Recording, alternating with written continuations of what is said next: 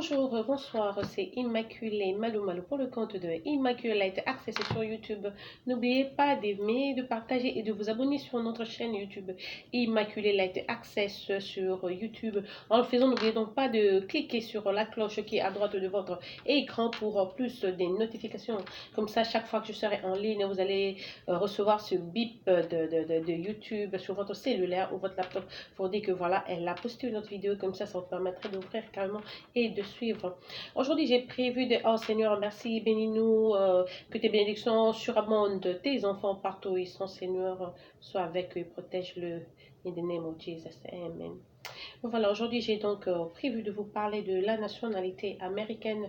Est-ce qui fait une différence entre la nationalité américaine, avoir une nationalité américaine et avoir la résidence? Parce qu'il y a beaucoup de gens qui confondent. On a vu des gens prendre l'avion des États-Unis et se rendre en Allemagne, en France, sans visa, tout simplement parce qu'ils avaient la résidence américaine et croyaient voyager comme ça. Non, il y a une différence entre avoir la résidence et la nationalité. Il y a des choses que quelqu'un qui a la nationalité fera et qu'une personne qui n'en a pas ne doit pas se le permettre. Par exemple, quitter les États-Unis pour l'Allemagne sans visa, tu n'es pas américain. La résidence est juste une carte d'identité qui te permet de vivre aux États-Unis légalement. Mais si tu as la résidence, tu veux te déplacer, tu iras dans les consulats, dans les ambassades pour demander donc un visa de séjour que l'ambassade finira bien par t'octroyer si tu as une bonne histoire. Et après cela, tu pourras donc prendre ton avion et partir. Je connais deux cas des dames qui vivent ici aux États-Unis qui ont pris le risque de prendre l'avion jusqu'en Allemagne sans visa et de l'aéroport, on leur a foutu dans un autre appareil pour le retourner straight aux États-Unis, c'est qui a fait vraiment qu'elles ont souffert. Par exemple, l'autre cas, c'était même ma propre soeur, elle a eu très mal aux pieds, elle a souffert pendant à peu près une semaine, parce que faire 10 heures de vol, 8 heures aller, 8 heures retour, en l'espace de 24 heures, c'était pas facile pour elle. Non seulement ça, c'est de l'argent qu'ils ont perdu, acheter les billets, tout ce qui engendre un déplacement, en tout cas, ils ont donc perdu.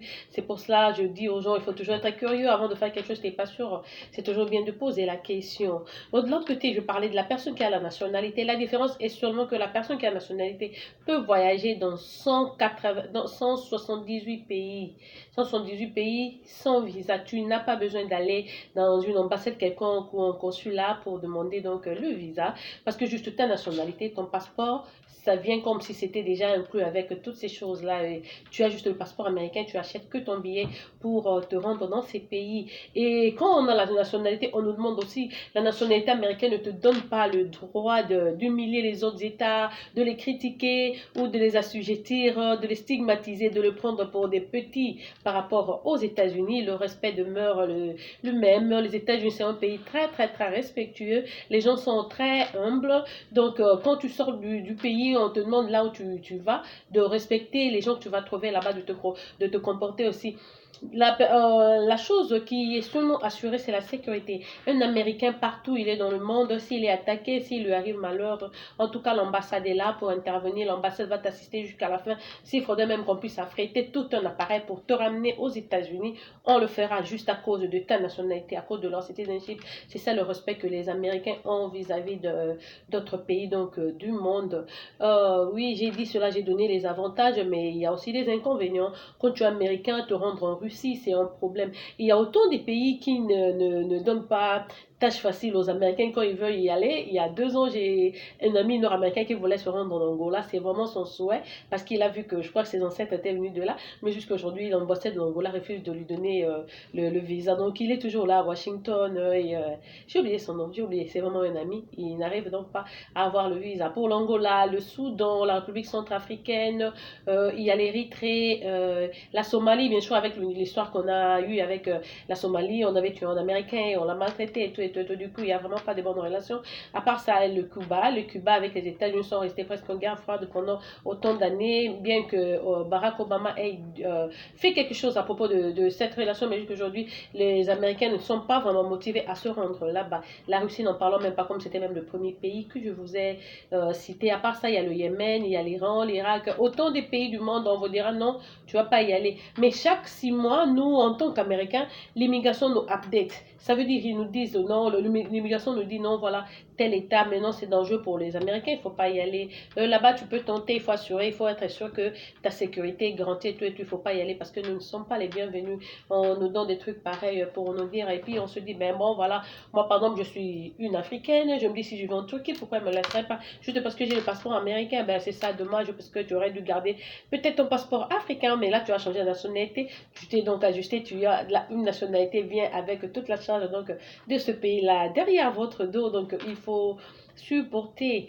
Et donc voilà, quand tu es américain, tu ne vas pas te permettre de maltraiter les gens dans le monde parce que si tu as tort, ton État peut ou ne pas intervenir. Si tu as tort, les États-Unis ne vont pas intervenir parce que tu as été incarcéré quelque part, parce que tu as fait cela. Ils demandent toujours l'histoire. Quand tu es innocent, tu es victime, là vraiment tu peux avoir tous les marines, tu peux avoir toute une armée débarquer juste pour toi, une personne. Ça c'est le genre de sécurité qu'ils assurent. Mais sur le champ, sur le terrain, je vais dire un Américain natif et un Américain naturalisé, il n'y a pas de différence.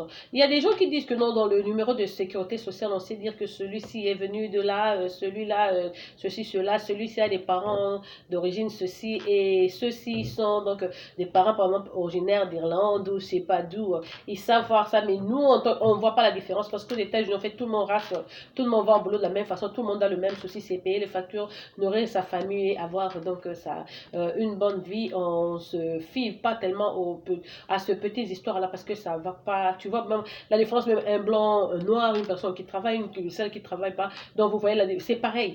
Pour être normal dans la société, tu dois travailler. Tout le monde doit travailler. On nous motive à travailler. Si tu vas pas bien, tu as, par exemple, moi qui vous parle là, j'ai eu une situation avec ma fille. Je suis à la maison pendant 2 mois là, dans 2 semaines, je vais donc reprendre mon boulot.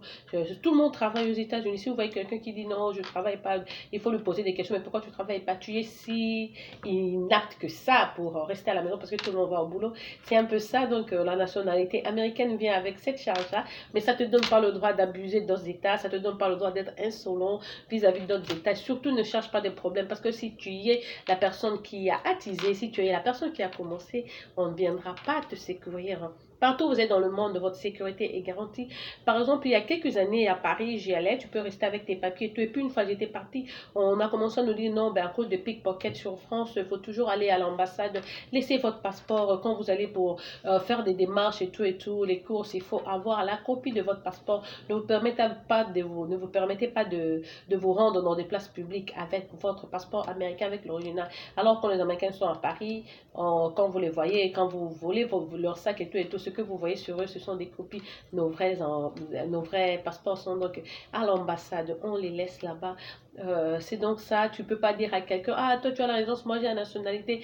La différence qu'il y a entre vos deux, c'est que lui il ira seulement demander le visa dans une ambassade pour voyager et toi tu achèteras sûrement ton billet et tu vas te rendre où tu veux. Sinon sur le point de vue, sur le point économique, sur le point financier, je veux dire, vous êtes tous pareils, personne n'est meilleur que l'autre, c'est juste votre endurance, votre bonne volonté, votre caractère qui fera de vous un peu supérieur peut-être à l'autre.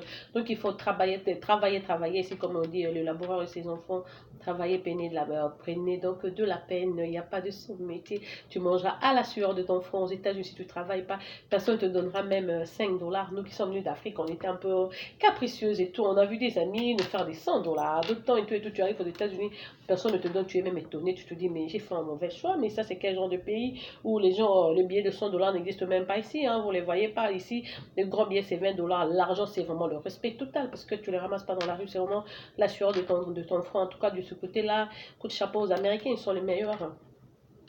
Ils connaissent vraiment la vraie valeur de l'argent. Donc voilà, apprêtez-vous mentalement, moralement, avant de venir ici. Sachez que non, ici, l'argent est très, très, très difficile. C'est toujours bien de venir avec quelque chose en poche, quelque chose pour démarrer, pour ne fût-ce qu'à prendre peut-être le transport, acheter du carburant pour démarrer. Sinon, c'est pas facile. Si tu viens, si tu dis non, voilà, c'est l'aubaine, je vais là, je vais juste commencer ma vie et tout. Non, non, non, ça ne sera pas comme ça. Surtout nous, les Africains, on a une mauvaise habitude d'avoir l'oncle qui t'a donné quelque chose, le petit copain là-bas, le licango à gauche qui t'a gâté et tout, et tu arrives ici pour trouver même le licango, c'est un problème, pour avoir un petit copain qui t'achète même une paire de chaussures, c'est un problème, tu passeras autant d'années, tu vois. Puis les gens te voient, mais elle est jolie, pourquoi elle se marie pas? Je me marie pas parce que je vois pas mon genre ici, ok? Je vois pas mon goût ici. je me marie pas d'abord parce que tu rencontres même pas les gens. C'est pas du genre, tu seras quelque part un homme qui vient, ah, tu es bien habillé, tu es jolie, je vais sortir avec toi. Ça n'existe pas si chacun dans sa voiture, tu vas au boulot, le voisin d'à côté, tu connais pas son nom. Sa femme, tu l'as jamais rencontré, mais tu as vécu c'est pendant 3 ans. Peut-être quelquefois, tu as entendu le bruit de leurs enfants, un tout petit peu seulement, mais tu ne fous pas ton nez dans les business des autres. Si la vie est vraiment individuelle, tu veux pas savoir le nom de ton voisin, on se pose même pas des questions, on se parle même pas. Même quand vous êtes en train de parquer, je parque ma voiture, je descends, soit avec les hommes, c'est hi, hi, ça se limite au point de hi. Je veux même pas savoir, il travaille où, je vis comment, tu as combien d'enfants, tu vis seul, tu es, il y a un visiteur, c'est pas ton problème. On ne pose pas des questions aux gens, c'est vraiment, la vie privée est vraiment respectée à 100%. Voilà, c'est juste des petits conseils que j'ai prévus pour vous aujourd'hui. Comme vous le savez, pour vous qui êtes en train de vous apprêter pour venir aux États-Unis, n'hésitez pas, abonnez-vous sur ma page, souscrivez-vous et posez-moi des questions. Si vous êtes curieux, même suggérez-moi d'autres sujets. Je vais donc les développer pour vous. Je vais faire des recherches donc pour vous. Voilà, c'était Immaculée Momo pour le compte de Immaculate Access. Je reviendrai demain avec une autre vidéo. Que Dieu vous bénisse de partout où vous êtes et passez une excellente fin de journée donc chez vous et embrassez vos femmes, vos maris, vos enfants. De ma part, c'est Tata Immaculée. Au revoir, bonsoir chez vous. Bye.